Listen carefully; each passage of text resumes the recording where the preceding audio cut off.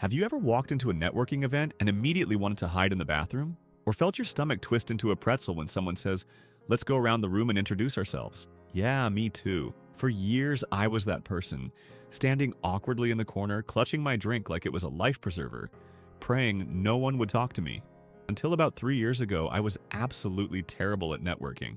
And when I say terrible, I mean catastrophically, embarrassingly bad. Like accidentally call your boss mom level of awkward. I had virtually no professional connections, and my idea of expanding my network was accepting a LinkedIn request from someone I already knew. So, what happened? Well, after bombing another industry event where I spent 2 hours pretending to text important people, my colleague Jenna pulled me aside and said something I'll never forget. You know, you're actually interesting when you're not terrified. Harsh? Maybe.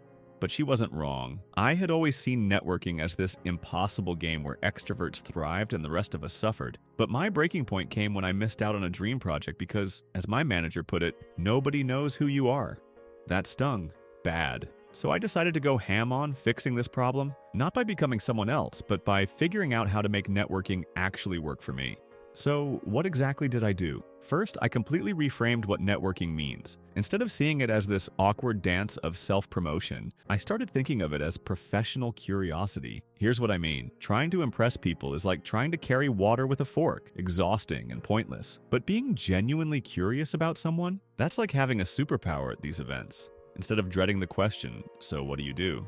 Logically, I became fascinated by what makes people tick. What problems are they solving? What are they excited about? What did they hate about their last job? Personally, I found that when I stopped trying to sell myself and started asking better questions, people actually remembered me. Which is pretty ironic, right? The less I talked about myself, the more memorable I became. Did you guess that would happen? Because I sure didn't. My second revelation was that networking isn't a one-time event. It's a system, and systems beat goals every time. Imagine this, networking as a muscle, not a mountain to climb. For an introvert like me, trying to become good at networking is like asking an ant with one leg to climb Mount Everest. Overwhelming and frankly impossible. So I created tiny, manageable systems instead. I committed to reaching out to one interesting person each week, following up within 24 hours after meeting someone, and scheduling networking time in my calendar like any other important meeting. What does that even mean in practice? Well, for me, it meant setting a timer for 30 minutes every Friday to send thoughtful messages to people in my industry. Not generic, "let's connect" garbage, but